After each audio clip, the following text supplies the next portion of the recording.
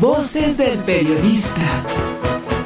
El Club de Periodistas de México, con su brazo asistencial, la Fundación Antonio Sáenz de Miera y Feital, presenta Voces del Periodista. Conduce Celeste Sáenz de Miera. Comenzamos.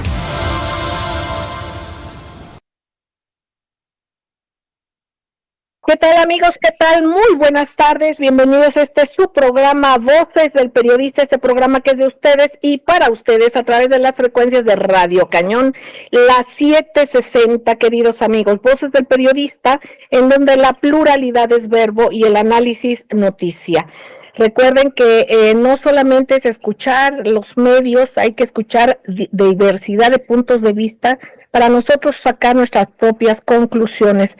Entonces, en esta mesa con maestros extraordinarios, como es la maestra Francisca Saavedra, el maestro Juan Bautista Rojo, el doctor Rodolfo Ondarza Rovira, el maestro Diego Papalardo de la Federación Internacional del Club de Periodistas de México, el maestro, el profesor Guillermo Rocafort y una playa de académicos que tendremos, ya verán ustedes, y de profesionales de la comunicación desde Chile, como es el doctor Manuel Durán Morgado.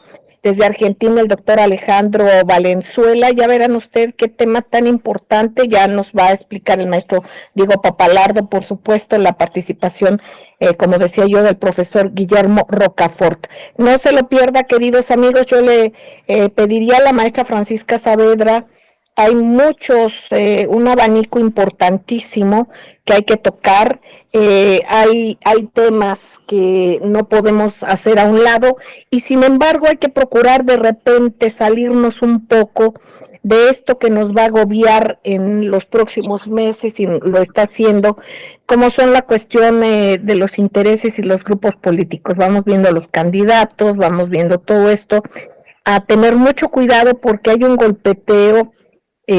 Vamos a ver una cargada de lo que es la media tradicional, entonces hay que tener mucho cuidado porque va a haber ataques a medios de comunicación libres, a medios de comunicación plurales y hay que estar atentos porque recordemos que hay entidades financiadas desde el extranjero que están atentas precisamente a ello, a crear desestabilidad, a crear confusión, y bueno, estemos alerta y cada quien hagamos lo que nos toca. Por lo pronto, aquí la maestra Francisca Saavedra, quisiera nos compartas los temas que consideres relevantes. Yo aquí te diría mucho, por ejemplo, hay la presencia de un personaje político que ya te pido después nos amplíes un poco más el tema, como es el señor José Ángel Gurría, a quien también se le ha conocido en medios, se le dice el ángel de la dependencia, ¿no?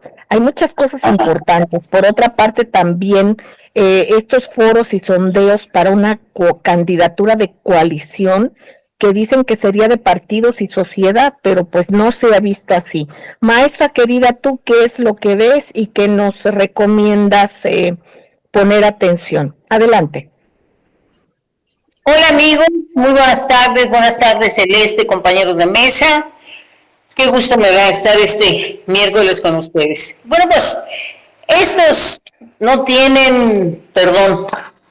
Como dicen los chavos, bueno, estos siguen creyéndonos tontos y que pueden engañarnos con foros y sondeos por una candidatura de coalición, partido, sociedad. Cuando ya nos enteramos que el pasado 15 de junio no fueron las fuerzas vivas, sino los vivos que a fuerzas se desnudaron. En las redes, en el canal de internet, los de siempre hablaron de las características que debe guardar el producto que nos seguirá idiotizando, porque todos somos tontos y torpes.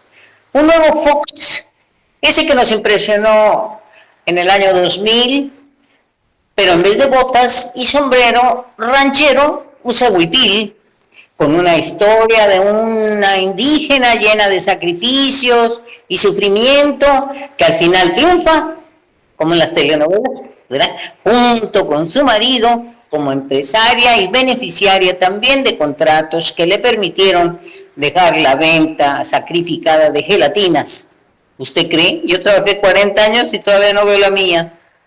Entonces, este asunto la pone en una circunstancia que no quiero platicarles. No sé si el jurado seleccionador, sin favoritismo seguramente, se enteró de un video que circula en la misma red, en donde un primo hermano de la aventurosa afortunada desmiente su paupérrimo origen a la indígena vendegelatinas y la acusa de ingrata con su propio padre, a quien trata, desconozco por qué, reiteradamente como un alcohólico y un golpeador y otras linduras más.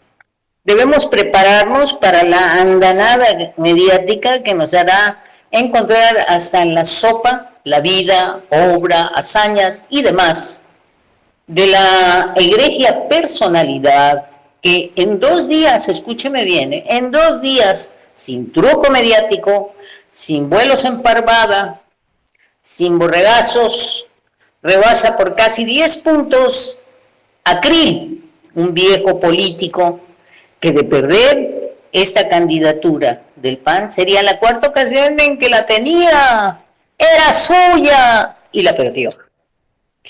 Y se sabe, ya lo sabe, por eso lloró el día de su inscripción a la promoción que va a tener este grupo opositor. Lloró diciendo que va a defender, no como un perro, porque otros perros lloran, pero como era del PAN, lloró por la Rosa de Guadalupe.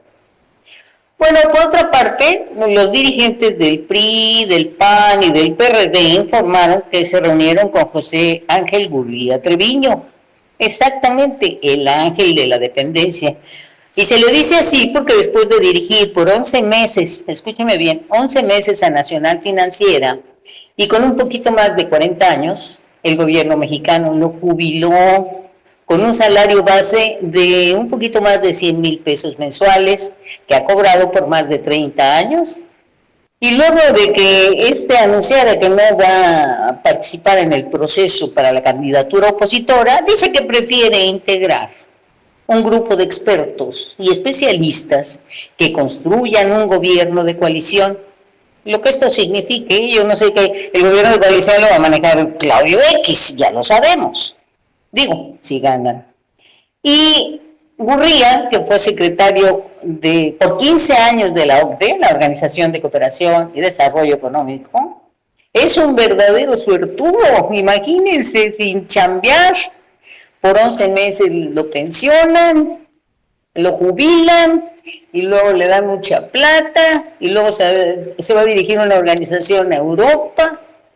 Bueno, este es verdaderamente un sacrificado del trabajo fecundo y creativo. Bueno, pues sí, con toda su capacidad ha decidido ayudar a la coalición Va por México a plantear los lineamientos de lo que será un primer gobierno de coalición. ¡Qué horror! ¡Qué mal estamos, de verdad! ¡Qué mal estamos! Yo creo que ahí la dejo, mi querida Celeste. Gracias, maestra Francisca Saavedra, tan querida. Muchísimas gracias. Maestro Juan Bautista Rojo, maestro querido, te escuchamos con tu análisis de lo relevante para aportar a Voces del Periodista a nuestros queridos radioescuchas y cibernautas. Gracias, maestro tan querido. Juan Bautista Rojo. Adelante. ¿Qué tal, amigas y amigos de la mesa? Un gusto compartir esta tarde. Fíjense que hoy el análisis del discurso celeste en todos los ámbitos nos arroja una discusión que tiene que ver con el lenguaje político, y principalmente tenemos que decirnos que las últimas representaciones populares, esas que están en boga, el caso del señor Santiago Krill en especial, después le seguiría en ese orden de estridencia el señor Fox, y por último Xóchitl Gálvez, están utilizando un lenguaje que pasa los límites éticos de un diálogo político y del debate. Nos referimos a que están usando conceptos de descalificaciones que rayan en un lenguaje altanero, agresivo, de poca cortesía y sobre todo de descalificación, que incluso han llegado a señalar a la figura presidencial con ciertos adjetivos antes inadmisibles para la vida libertaria de la prensa en México y de los medios. Y es cierto lo que estamos diciendo. En lugar de lucirse esta parte de los actores políticos con ideas, con conceptos, con debates, con propuestas, con planes de trabajo fuera de las historias personales, se están montando en un discurso de la descalificación del enfrentamiento como si eso le hiciera ganar votos. Creo que es un error por estos actores políticos que lo están cometiendo. Y lo otro es que también tenemos un público muy pasivo en ese sentido, porque tampoco vemos que la sociedad o cualquier sector de la sociedad llame a la prudencia. Incluso hoy pareciera que el árbitro principal, que sería el INE, no está calificando la parte del discurso que tiene que ver con la escuela de Cervantes, ¿no? Y no hablo nada más del buen decir, sino de hablar correctamente, de dirigirse al contrario en términos éticos y plantear escenarios de debate. Creo que el discurso político en México está en desgracia en ese sentido de contenido, está siendo adjetivado y nos está llevando a un terreno simplista donde va a perder desde luego la credibilidad de las instituciones y los partidos políticos. Será mi comentario en este primer momento porque ya casi nos vamos al corte, Celeste. Efectivamente, maestro Juan Bautista Rojo, y precisamente es bien importante lo que dices. Queridos amigos, efectivamente antes impensado, ¿quién se iba a parar enfrente de un presidente y cuestionarle o que pudiera tener enfrente a secretarios de gobierno antes? Jamás. Igual en los medios, con este tipo de datos que nos da el maestro en cuanto a una comunicación que más que nada adjetiva, bien lo dices, maestro querido. La libertad de expresión hay que subrayarla, que debe ser con verdad y con responsabilidad, porque lo que es la censura se sofistica. Hay que tener datos y hay que abordar este tema, cómo se ha ido sofisticando la censura a través de entidades como las de George Soros y con muchas otras que financian a instituciones que se dicen que van por la libertad de expresión y que son muy cuidadosas y meticulosas en ello, y sin embargo es armar todo un entramado donde se divida. Aquí se divide por condición, por religiones. El chiste es estar contrapunteando. Hay que estar muy atentos en ellos, ir a la sustancia, queridos amigos, y hacer cada quien lo que nos toca para que esto no suceda, para que vayamos al fondo de las cosas y a la sustancia. Vamos a un corte y regresamos. Gracias.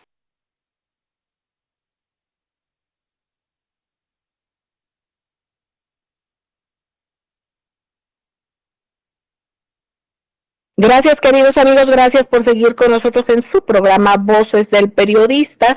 Hemos escuchado a la maestra Francisca Saavedra, al maestro Juan Bautista Rojo, y ahora escucharemos al doctor Rodolfo Ondarza Rovira. Él es un académico, científico mexicano, neurocirujano, también defensor de derechos humanos, y en este caso nos va a compartir algo sobre las declaraciones que ha hecho Eric Schmidt sobre lo que es la inteligencia artificial. Él fue CEO de Google, fue parte fundamental, y es importantísimo este tema, doctor, ya que tú no solamente nos hablas de estos temas con lo que se puede articular científicamente, metodológicamente para la cuestión del trabajo, sino también con otro tipo de impactos que tengan que ver con la salud. Te escuchamos, doctor, adelante. Y muchísimas gracias, muy buena tarde, querida Celeste, muy buena tarde, compañeras, compañeros del panel, y muy buena tarde a la audiencia. Efectivamente, Celeste, el exdirectivo de Google, Eric Schmidt, ex-CEO de Google desde 2001-2011, señaló en un artículo en el MIT Technology Review que si jugamos bien nuestras cartas con una regulación sensata y el apoyo adecuado para los usos innovadores de la inteligencia artificial para abordar los problemas más apremiantes de la ciencia, la inteligencia artificial puede reescribir el proceso científico, Podemos construir un futuro en el que las herramientas impulsadas por la inteligencia artificial nos salven del trabajo sin sentido y que consumen mucho tiempo y también prolongan invenciones y descubrimientos creativos, fomentando avances que de otro modo tomarían décadas. Y aseguró Schmidt que la inteligencia artificial transformará a la ciencia en algo mucho más emocionante y en cierto modo irreconocible. Las repercusiones de este cambio de sentido fuera del laboratorio nos afectarán a todos. Esto va a ocurrir en nuestra vida cotidiana en un futuro próximo. De hecho, lo está haciendo actualmente. Schmidt ejemplificó sus afirmaciones con el proyecto NVIDIA, que se encuentra generando un gemelo digital de la Tierra llamado Earth-2, que usará un modelo de inteligencia artificial llamado Forecast-Net, cuyo objetivo es predecir el clima extremo con mayor rapidez y precisión que los métodos actuales. Forecast-Net puede simular miles de escenarios posibles, lo que permite anticipar y prevenir desastres naturales. Este avance en el modelo climático es parte de una revolución científica impulsada por la inteligencia artificial que tendrá un gran impacto en la sociedad y en el medio ambiente. Y hay otros usos sobre la inteligencia artificial que ha mencionado Schmidt. Por ejemplo, a través del modelo de Google DeepMind se estudia la forma de controlar el plasma de la fusión nuclear, lo que podría llevar a una revolución de energía limpia. Por otro lado, la aprobación de FDA de 523 dispositivos que utilizan inteligencia artificial y el 75% es para el uso radiológico. La inteligencia artificial también se emplea para encontrar nuevos antibióticos, etcétera. Eric Schmidt, ex CEO de Google, ha dicho que pasando al paso de la experimentación, la inteligencia artificial podrá realizar experimentos más rápido, más barato y a mayor escala. Por ejemplo, podemos construir máquinas impulsadas por la inteligencia artificial con cientos de micropipetas, funcionando día y noche para crear muestras a una velocidad que ningún ser humano podrá igualar. En lugar de limitarse a solo 6 experimentos, los científicos pueden usar herramientas de inteligencia artificial para ejecutar 1000. Sin embargo, existen limitaciones. Las implicaciones éticas son múltiples y diversas, y las regulaciones jurídicas son fundamentales. Quienes deben regular estas áreas poco entienden del área. La ciencia nos ha rebasado en la parte jurídica y los riesgos para la sociedad están presentes. Pero ya hablaremos de esto en otro programa. Es cuanto, muchas gracias. Muchísimas gracias, doctor Rodolfo Ondarza Rovira. Siempre interesante, queridos amigos. Fíjense qué maravillas de avance de la ciencia. Y aquí bien lo dices, doctor, el punto nodal es la ética. Aquí vamos viendo cómo nos sorprende, cómo se puede duplicar a un ser humano para confundir, que en las redes parezca que es una persona, le toman su voz. De hecho, circularon unos videos que fueron muy difundidos por diversas redes. Nosotros replicamos de ello, de que fueron videos tomados, de que, por ejemplo, se estaba filmando un personaje de Ucrania, se estaba filmando, se le toman todas sus coordenadas y posteriormente puede utilizarse esa persona posicionándolo en cualquier lugar. Hay cosas que pueden ser maravillosas y eso mismo servir para grandes situaciones. Como vemos, los avances en la ciencia maravillosos, pero también hay que tener cuidado y sobre todo poner el dedo donde dice el doctor Rodolfo Ondarza Rovira, precisamente en esta parte fundamental, no solamente en la ciencia, sino en todo, que es la ética. Bueno, pues yo quisiera preguntarle al maestro Diego Papalardo, quien es coordinador general de la Federación Internacional de Periodistas del Club de Periodistas de México, sobre estos temas y lo que usted nos comentaba en el corte, ¿no? La actualidad del tema de la inteligencia artificial. Y circuló mucho un video, no sé si lo vio usted, maestro, de cómo filmaban al señor Zelensky, por ejemplo, y ahí mismo se circuló y se decía que se podía tomar sus diferentes ángulos, los tomaron y su voz. ¿Qué opina usted de esto, maestro? Muy buenas tardes, licenciada Celeste, colegas del panel y audiencia. Totalmente de acuerdo, suscribo todo lo que dijo el doctor Ondarza y también sus puntos de vista, maestra Celeste. La inteligencia artificial como tal va a ser, o ya está comenzando a ser, un arma clave, fundamental en los proyectos geoestratégicos de las formaciones de poder, ¿vale? Quien controle o quien tenga influencia en la administración de la inteligencia artificial en las próximas décadas, pues va a tener un gran papel rutilante en el concierto internacional, en el desarrollo del plano geopolítico. La inteligencia artificial, por lo tanto, debe estar reglada y normada por las normas éticas, por los estados nacionales, que esto es clave, con la finalidad de que el uso y la apropiación, más que nada, de la inteligencia artificial no quede en manos de las grandes empresas tecnológicas transnacionales o mundialistas. En estos momentos estamos asistiendo también a un choque entre determinados estados nacionales y las grandes empresas tecnológicas por quién tiene el control o la administración de la sociedad digital, cuya reformulación o entorno ya se está comenzando a completarse en el mundo. Entonces, suscribo también lo que dijo el señor Elon Musk, de que si la inteligencia artificial no es controlada como corresponde en términos humanistas y estatales, nacionalistas, pues va a producir un gran desequilibrio, aunque Elon Musk y otros hablaban de que la inteligencia artificial puede producir una gran catástrofe de niveles apocalípticos. Más allá de eso, de ese pronóstico, creo que la inteligencia artificial ya es una realidad y por lo tanto los estados, las sociedades civiles, tienen que hacer un buen uso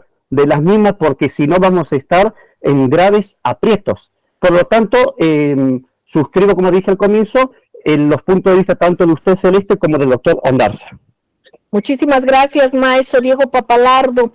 Precisamente, maestro querido, lo que nos comparte el profesor Guillermo Rocafort desde España sobre la importancia de la cumbre de la Organización de Cooperación de Shanghái, que es un foro de naciones soberanas y es un contrapeso a la hegemonía unipolar. Esto es bien importante y tiene que ver con todo esto que usted nos dice.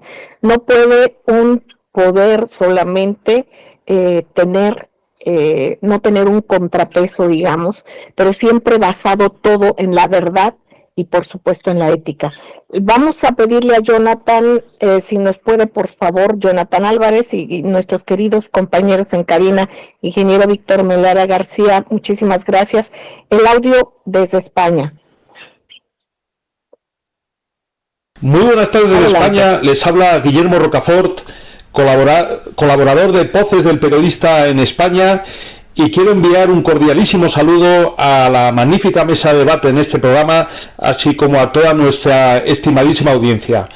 Como todos los miércoles, les envío una serie de noticias que considero que son de gran importancia para nuestra estimada audiencia, y en concreto me querría centrar en esta ocasión en lo que ha sido la cumbre este martes pasado de la Organización de Cooperación de Shanghái, la OCS. Se trata de un foro eurasiático creado en el año 2001 para contrarrestar el poder hegemónico del mundo unipolar y en concreto lo que es la OTAN. Forman parte de la Organización de Cooperación de Shanghái naciones tan importantes como China, Rusia, la India, Pakistán y otras. Es una organización de seguridad, pero también de colaboración económica. Como digo, es un contrapeso del mundo multipolar frente al mundo unipolar, sobre todo de Estados Unidos y de la OTAN. Ahora mismo, como he dicho, fue fundado en el 2001, pero cada vez tiene nuevos miembros también, países observadores y países asociados. Se creó para luchar contra el terrorismo y contra el fanatismo religioso. Y además ahora mismo está actuando, apoyando lo que es una agenda de integración económica común. Tiene el objetivo a largo plazo de crear lo que se denomina una zona de libre comercio.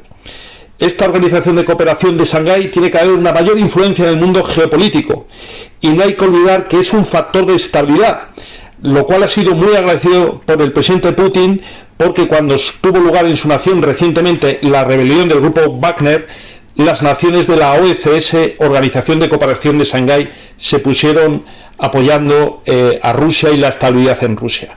Por lo tanto, queridos oyentes, quedémonos con esta información interesantísima desde el punto de vista de la perspectiva del multilateralismo, lo que es la consolidación de la OCS, la Organización de Cooperación de Shanghái. Les envío un cordialísimo saludo de España. Les habla Guillermo Rocafort, representante de Voces del Periodismo en España. Un fuerte abrazo. Muchísimas gracias, profesor querido. Y amigos, compañeros de vida, les invitamos a ir a un corte y a seguir en estas frecuencias, porque aquí se escucha con pluralidad y de eso es de lo que se trata. Gracias.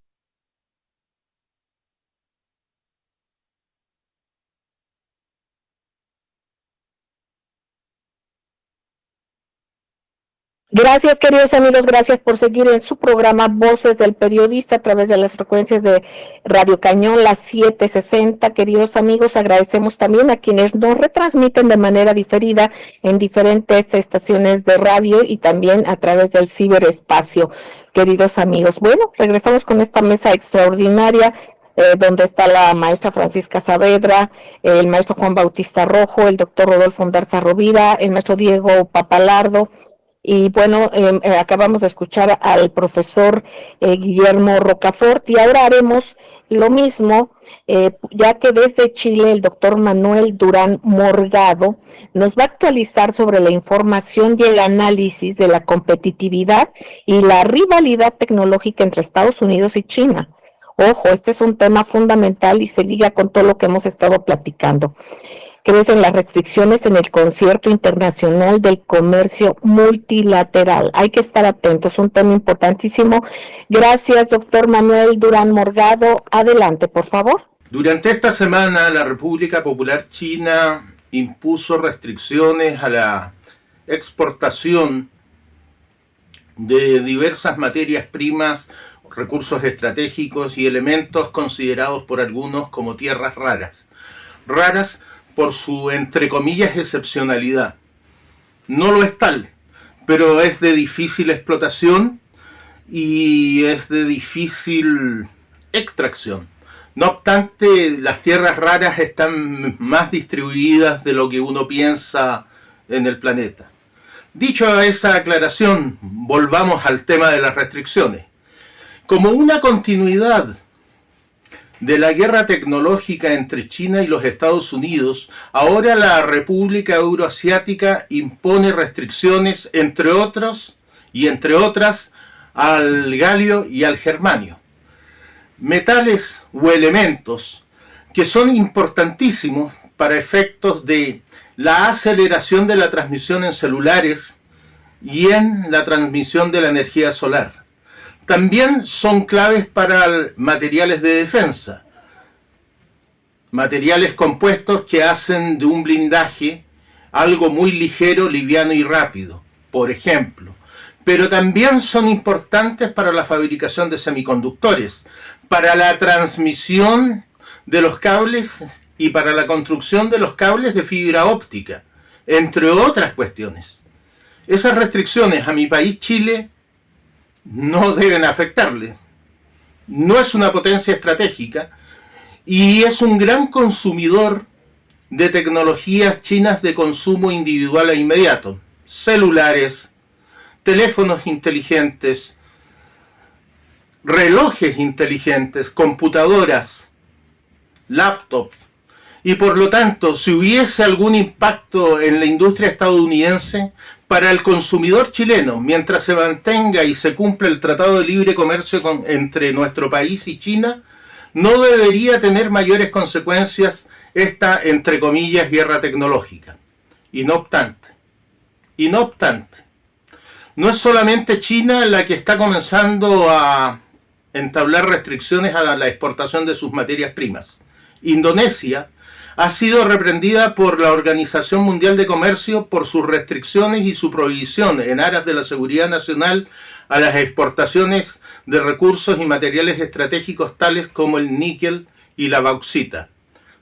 Es decir, la preocupación de la Organización Mundial de Comercio va en la dirección de que el comercio multilateral mundial comience a restringirse, comience a entorpecerse y en última instancia a decaer.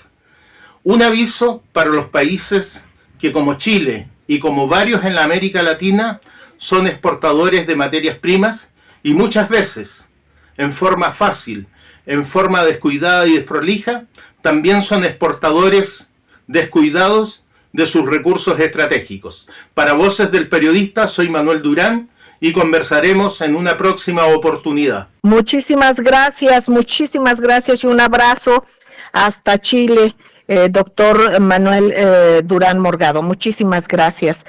Bueno, queridos amigos, ven ustedes todos los temas importantes, fundamentales, que se abren en un programa plural no solamente en opiniones, sino geográficamente también.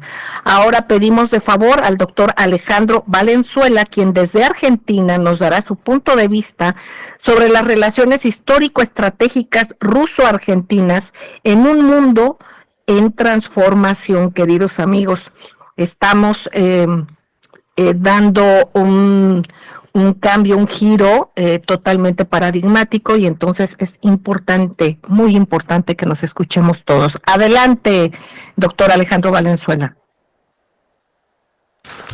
Buenas tardes, muchas gracias por este espacio a Voces del Periodista. Mi nombre es Alejandro Valenzuela, soy abogado de Argentina, de la provincia de Mendoza. Bueno, quería aprovechar esta oportunidad para dar una opinión, una reflexión importante sobre las históricas relaciones entre Rusia y Argentina, ambas de carácter estratégico, estimo, las cuales se deberían comenzar a desarrollar en un grado para consolidar esa es una verdadera alianza estratégica, ¿sí? Como decía. Los dos pueblos, ¿sí? Históricamente, para el pueblo argentino, el pueblo ruso ha sido un pueblo hermano, amigo, compañero en algunas circunstancias históricas, a pesar de las enormes diferencias idiomáticas, culturales, de distancia geográfica, ¿no? Porque estamos en pueblos totalmente alejados, a miles de kilómetros, pero aún así esa relación de amistad, de comprensión, de entendimiento entre dos pueblos que se desarrollaron y crecieron a partir de una gran heroicidad en la conquista de su propia libertad, en la conquista de sus propios derechos, de sus territorios. Creo que eso ha forjado una opinión y un entendimiento amistoso entre dos pueblos, repito, que nunca han tenido un inconveniente a nivel histórico que valga la pena resaltar, ¿sí? Entonces estimo de forma importante que eso se desarrolle en un grado serio, en un grado responsable, en un grado estratégico, para que, digamos, de los dos pueblos puedan afrontar las próximas aventuras que se van a desarrollar a nivel geopolítico, porque eso no depende de Argentina ni estrictamente de Rusia, sino de una vorágine geopolítica, de un reacomodamiento de piezas a nivel internacional que bueno, si encuentra a dos pueblos naturalmente amistosos a lo largo de siglos, ¿sí? Va a ser una mejor transición y una mejor conquista para la paz de ambos, ¿sí? Quiero recordar también y remarcar que durante el conflicto de las Islas Malvinas en 1982, en Argentina en ese momento había un gobierno, una junta militar de cara liberal, sí, de política netamente liberal, totalmente opuesta a un gobierno comunista como en ese momento se encontraba la Unión Soviética, y aún así ambos estados convergieron en ese momento en respetar la soberanía y apoyar la soberanía por los medios que fuesen necesarios de las Islas Malvinas y sus archipiélagos, ¿sí? Para mí es importante remarcar eso. Así que bueno, agradezco, podría llegar a a enumerar un sinfín de otras situaciones, pero bueno, no quiero abarcar todo el espacio del programa. Pero bueno, agradezco, ahora sí retomo el agradecimiento a Voces del Periodista por haberme dado este tremendo espacio para poder comunicar esta postura que estimo que es inteligente, que es estratégica, que es constructiva. Así que bueno, muchísimas gracias a todos y bueno, mando un saludo cordial desde aquí, desde humildemente, desde Mendoza, a todos ustedes. Muchísimas gracias, doctor. Un abrazo hasta allá también y muchísimas gracias por su opinión, que esperamos tenerla de manera reiterada.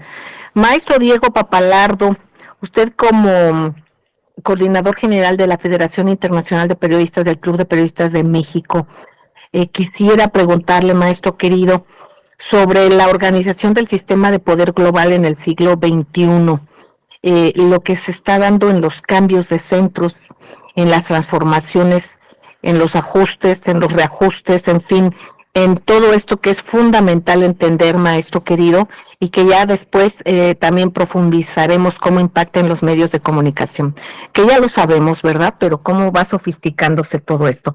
Maestro, lo escuchamos con mucha atención. Adelante. Muy amable. El llamado enfoque multipolar o policentrista es, a grandes rasgos, una forma no nueva de la organización y la distribución del sistema de poder internacional, en el cual no habrá un solo hegemón absoluto, sino que habrá más de dos polos de poder, dependiendo la cantidad final de ellos, no tanto de los centros de decisiones mundiales actuales, sino de la capacidad que posean y externalicen aquellas naciones, países y estados con el fin de constituirse y consolidarse como polos. Estos polos de poder mantendrán interrelaciones diversas con otros estados de capacidad potencial intermedia o baja. Estos últimos tendrán opciones estratégicas reales y fuertes de subsistencia. Esta transformación, con sus correspondientes cambios de centro de poder, es todo lo opuesto a los afanes y planes de poder de los davocéntricos. Esto es importante entenderlo. Recordamos que los davocéntricos y sus aliados y socios de otras formaciones de poder, pretenden acabar con la existencia de los estados nacionales, modificar radicalmente la antropología humana y controlar lo máximo posible el espacio social. Este nuevo tipo de gestión de gobernanza global no tendrá una uniformidad ideológica política dentro de los países y en el plano internacional. Esto es, los estados que se integren en el sistema policentrista, tendrán ideologías y formas de organización estatales distintas.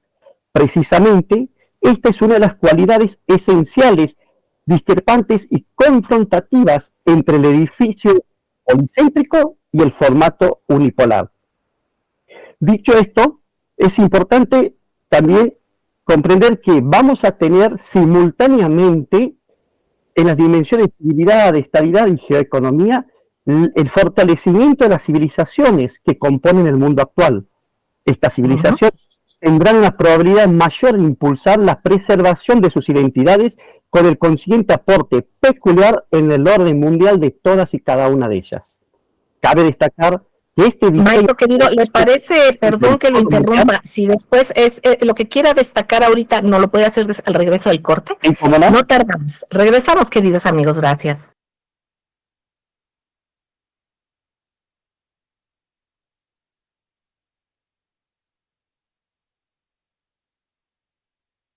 Gracias, queridos amigos, gracias por seguir con nosotros en su programa Voces del Periodista a través de las frecuencias de Radio Cañón, las 760, sus repetidoras y por supuesto de quienes nos retransmiten de manera diferida, puede ser en Voces Diario, en Voces del Periodista Diario y también a las 9 de la noche, por favor, en Radio La Nueva República, @Nueva República, queridos amigos.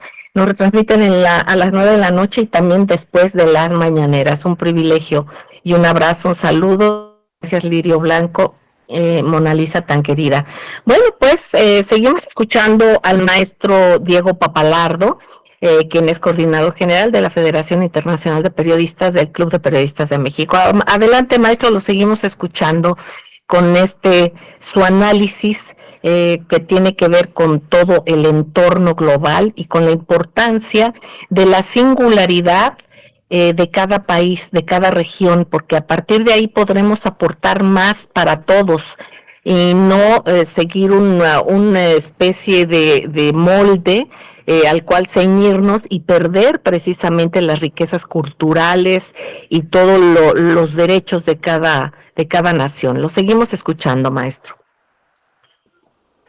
Muchísimas gracias, licenciada. Usted mismo lo dijo, el sistema policentrista que va a prevalecer en este siglo XXI es todo lo opuesto esencialmente a ese molde uniforme y absolutista del formato unipolar, como usted muy bien lo mencionó segundos atrás. Decíamos que dentro de este sistema de poder internacional de molde policentrista, habrá tensiones, ¿vale?, y conflictos aún entre los miembros de este sistema, porque el policentrismo es realismo tanto cratológico como geopolítico, y bajo ningún concepto es un conjunto de soflamas de la ilusividad. Bien, pasado un tiempo no acotado del desarrollo del sistema policentrista, habrá macrorregiones geopolíticas propiamente dichas, donde podrán unirse y combinarse países y estados que no pertenezcan al mismo espacio geográfico, con un centro decisor conspicuo que esté por encima del resto de sus aliados o socios. Así, solo por citar dos ejemplos hipotéticos ideológicos, la Argentina puede ubicarse dentro de la macrorregión centralizada en la civilización y la estabilidad sinocéntricas, aunque no comparta con China, como es obvio, el mismo soporte geográfico, ni tenga como fuente matricial a la civilización china. Y la misma Australia, o por qué no, Japón, pueden participar en una situación subordinante como un recurso en la geopolítica de la civilización atlantista.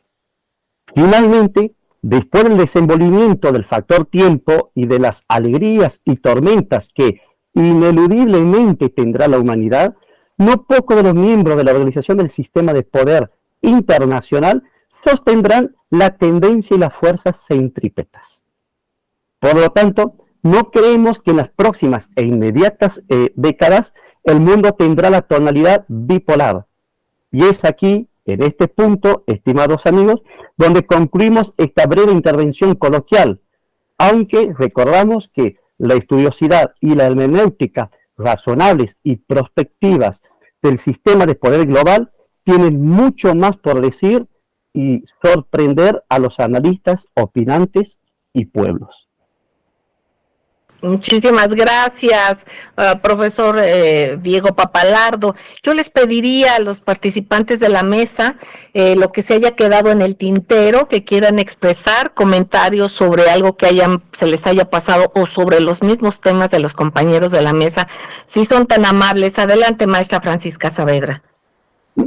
No creo que la selección que están haciendo los opositores de su candidatura sea un evento fortuito, es algo perfectamente planeado.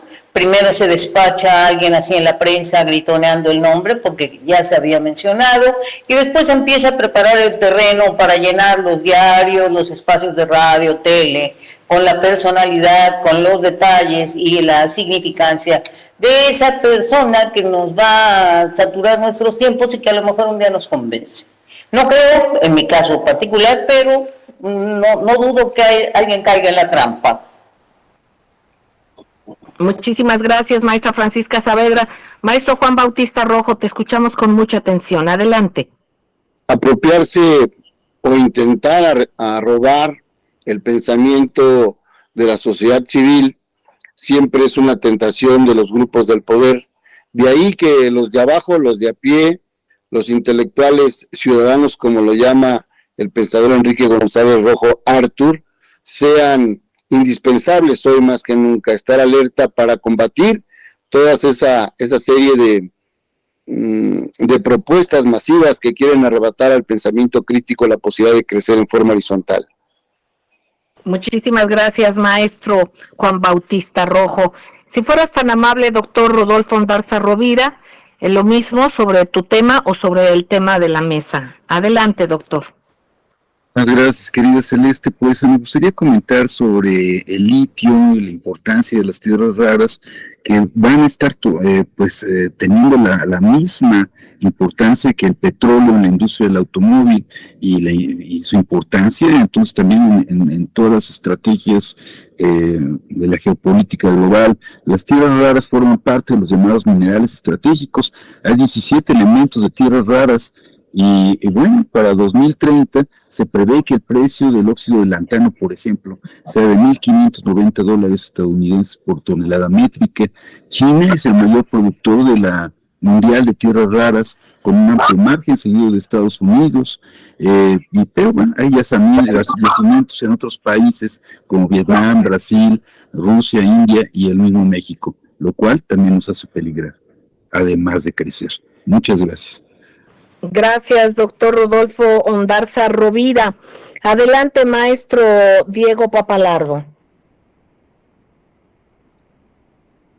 Hemos hablado a lo largo de este programa de la información, de lo crucial que es la información, la transmisión de la misma en forma fidedigna, de las distintas problemáticas que tiene tanto México como el mundo y de lo prospectivo que podría suceder.